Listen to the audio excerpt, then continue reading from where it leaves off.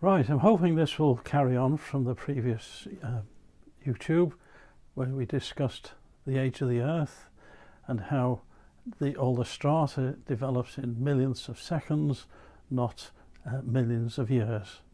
But at every turn there's always some way to challenge the age of the Earth, that everything takes millions of years to take place. And I know I'll be ruffling a lot of feathers. I'm keep waiting for somebody to say there's never been an ice age, but I seem to be on my own. But for instance, we've got the National Ice Age Network, and they're setting out to emphasize there was an ice age and how it all fits into the idea of a long age. Now, I've wrote something off to the Spectator because they wanted something to they had talking about the pseudoscience behind climate change, and the angle I took was that there was never, and there's nothing to do ever climate change to worry about, because one, there was never an ice age, nor do glaciers move and shape the environment. How many times have we told this is a U-shaped valley, this is a plain, might be a miles wide, features all over the world, and it's all the result of an ice age and bulldozing its way through. Now, I would like to say that it's once you start looking at things, this is a picture of a famous glacier, Glacier La Mer de la Glace, and there is the run of the glacier.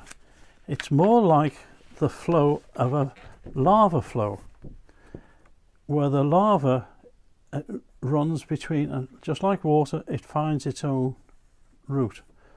Nothing there bulldozing its way and fashioning the mountains.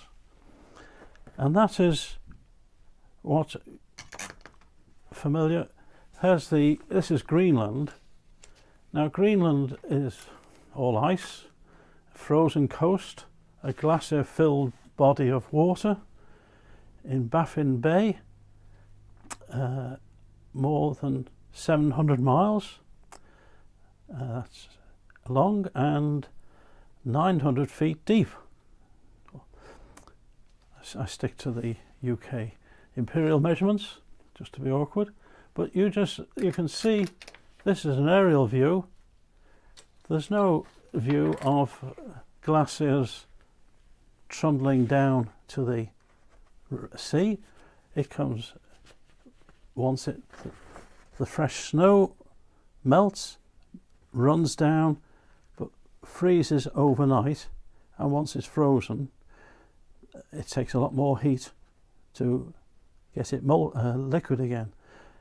It'll run into the sea, it'll run and float on the frozen sea, but once the sea water underneath, just the constant flow of the water, it'll melt what's supporting that weight of ice on the water. As we know, glaciers, icebergs are the six sevenths underwater. So once that 6/7 is melted, it's hanging in suspension. Then once that's gone underneath, it's got nothing to keep it up. It'll just break off, and off that goes, floats off, and there's your iceberg. It's not a block of ice trundling down the mountainside and launching itself. Obvious, I thought, but I'm waiting for somebody else to come up with this, not leaving it to me. But that's it's going to have to be that way by the look of it. So, how did it ever get started, the idea there was ever an ice age? There's another good photograph. Look at this. This is somebody who's got reasonable confidence that ice doesn't move. We talk about ice, glaciers moving across flat land. Well, this is water. This is a waterfall frozen. It's got us every opportunity to slide, but you know, and I know, in the winter, once you've got ice, you've got snow turned to ice, it chips. It takes a chip. You have to chip it off, or put a de-icer, and or think about your fridge at home. How much time have you spent trying to move a frozen icebox? You've got to wait for it to switch it off and wait for it to de-ice itself, melt away. You might put a bowl of water inside to move things on, but it does not move. Once something's frozen, if you had your hands and that was frozen and you put your hands would grip it, that's it. You're more likely to rip your skin off. So how did this ever get going? How did it ever become a runaway horse in the way of science? Because science will have it at every turn, even amongst Bible believers. I think you know where I'm coming from, but this is just, I can't prove the Bible, but I can at least expose some of the myths that we are used to discredit the Bible. Now, and everything's about long ages, and even here we have a timeline of world history. It's and they'll fit in. We've got here 2448 BC. That was the date of the Ark. But there's a little note in passing. Make yourself. Oh, sorry, I can't get it. But it talks about an ice age. Yes, it talks about an ice age, and we're told we should never add a single word to what the Bible says. We should never go beyond what we know. We shouldn't make things up. But this is a recognised creation magazine, and they're just saying there was an ice age from something about 700 years. But how did the idea ever get going? Well, it goes back to about the 1830s, and I'll read it from here to stop the stumbling. In the summer of 1836, Jean the Carpenter, Carl Schrimper, and Louis Agassiz, a group with botanical and geological interests, rendezvous at Denvens near Bex in the Swiss Alps. The botanical interest was in the mosses, in particular lichen or lichen. Now they were puzzled by what they called erratic rocks. Now erratic rocks are, for no reason at all, it seems, you have huge boulders that have got nothing to do with the surrounding mountains. They're also called foundling rocks. Now foundling rocks we're familiar with, children being found on the church steps. No idea where they've come from, but they've been abandoned. And talking to the local Swiss, they were led to believe, well, you know, glaciers extended further than they do today. Now, up until then, it was not questioned. It would be the words diluvian, waterborne. We're familiar with water catastrophes today. Flash floods sweep away bridges and bring down huge rocks and wash them out, even get them out to sea. You see cars scattered. But they had this idea that somehow these rocks got caught up in an iceberg, and as the iceberg melted, then it just dumped.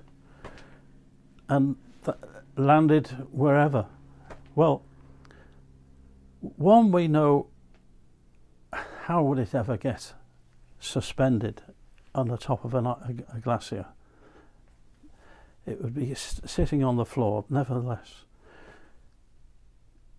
you've got, once it's, we're familiar with glaciers. Now, a glacier is water without air in. Now, water, we're not talking about compact snow, that's another issue. We're talking about clear glaciers. We refer to, if I had a sample, I'd show you a Fox's glacier mint. I'm sure you'd love to see one of them, but they are, haven't they got that tint of blue? And you can see through it, but unfortunately, I'm right out of them at the moment. But we'll pass over that. You know what I mean. They're pristine, clean, pristine. No talk of rocks in it. If you go inside these glaciers, this is the tunnel again at La Mer of the Sea of Glass.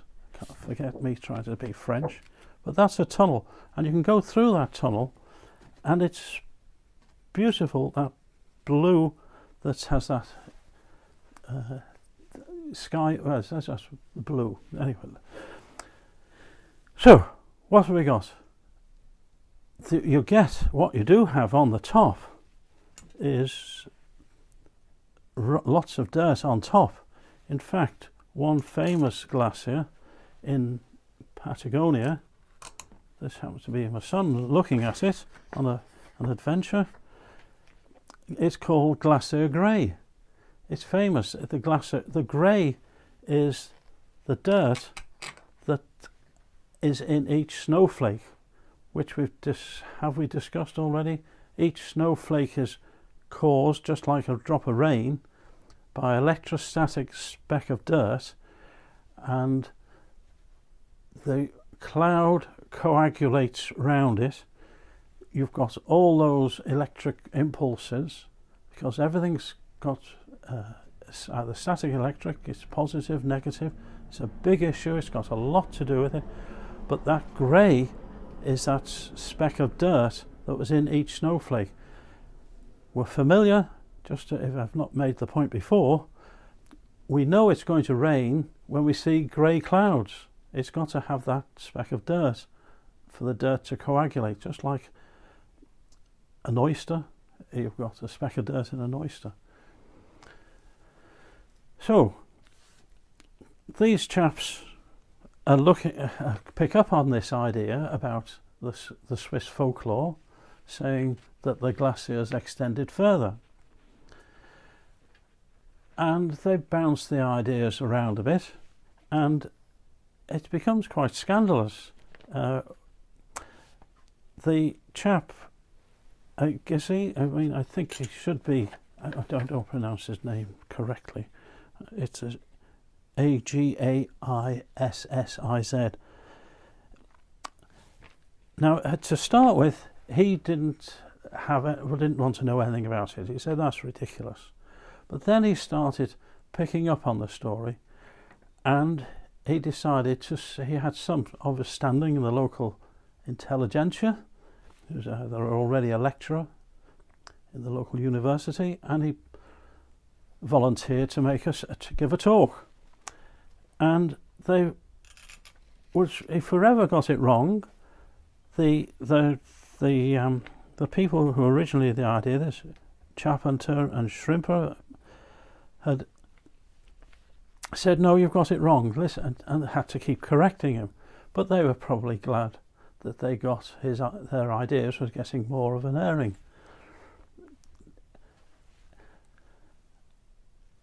Finally went down, reported in the papers, and he chose not to mention where he got the idea, the whole idea. When they said to him, what, that's great, but why no mention of us? Oh, you know what the papers are like, they never get the stories right.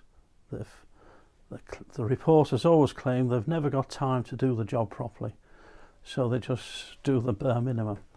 And so that was accepted. He was invited by a Prussian prince to go over to America, and he gave these talks. And if you go onto the website for the Cornell University, you'll find there's still this academic feuding between the principal of the university having to what would you say, play off these challenges. So, and he said, "Oh, I don't want to get involved in these arguments between friends." He got all the recognition. He got features on Mars and the moon named after him. I'm not sure. He certainly landed on his feet, and he made an income on the talking circuit. And but never once, and in fact dismissed any claims as it was anybody else's but his own ideas. So he hadn't much concern for the truth, but whatever the idea, how does a glacier form in the first place? Can we if we can picture on a smaller scale. Try this. The snow on the roof, it's in the sunshine. During the day that melts, it runs off the roof into the shade. That critical change in temperature, it freezes and an icicle forms. And if you had one of these delayed action photos, it would look as though it was growing, but it's just getting longer and longer. And as it melts, it'll get shorter and shorter. All a glacier is the snow melting at the top, or all over this, and as it melts, it runs off. As it runs into the shade or gets caught while it's still running off at night, it freezes at night. Now here we have an example. This shows it very well. Here we have the snow accumulating here.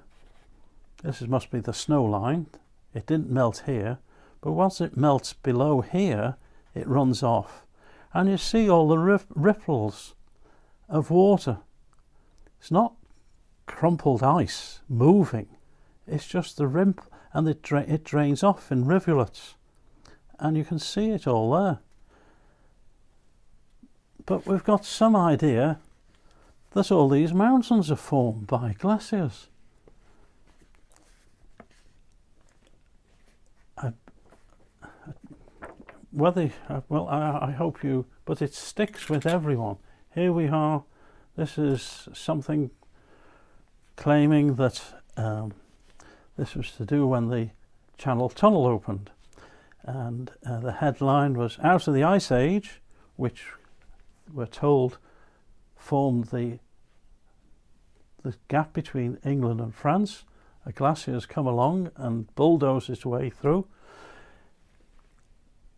and we're into the space age. Who questions it? There was has it become such an established part of our belief. Can I say any more with? Let's see if there's any notes here that might be worth a mention. I mean, Harvard at one time had the world, they called it a snowball. How they thought there was snow at the equator. And there's a reference here to find the email address for those notes, and it goes through how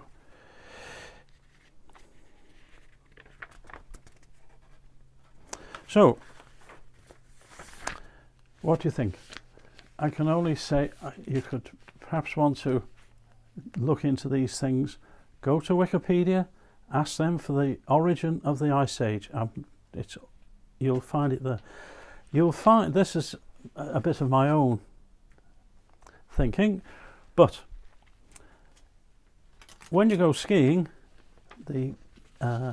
as the season gets longer, the snow in the northern hemisphere, the snow melts on the south-facing slopes, and so it deteriorates and it goes mushy, slushy, it freezes overnight, and it's quite a job to be able to ski on that. But on the south-facing, you will notice, somebody check it out, but I've checked it out.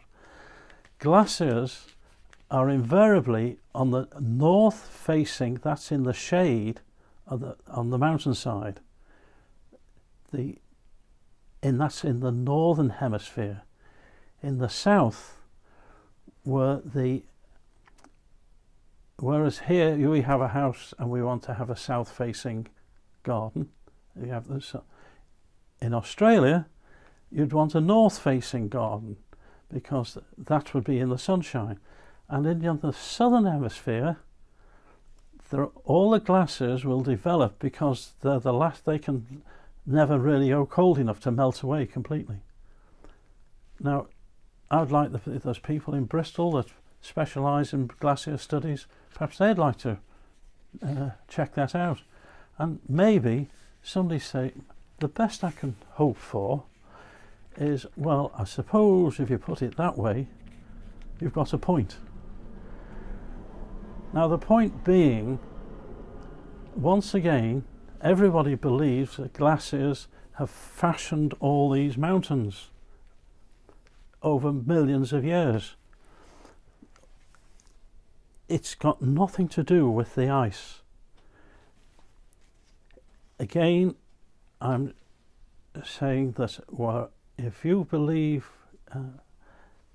the earth is more than what the Bible is, well, how can I say it, with uncompromising, there's no compromising, but unfortunately everywhere I turn to, people feel obliged whether to defend this science, so-called science. Science is a repetition, something that can be repeated and run again and shown. That's what science is, not speculation or philosophy. You can philosophy, but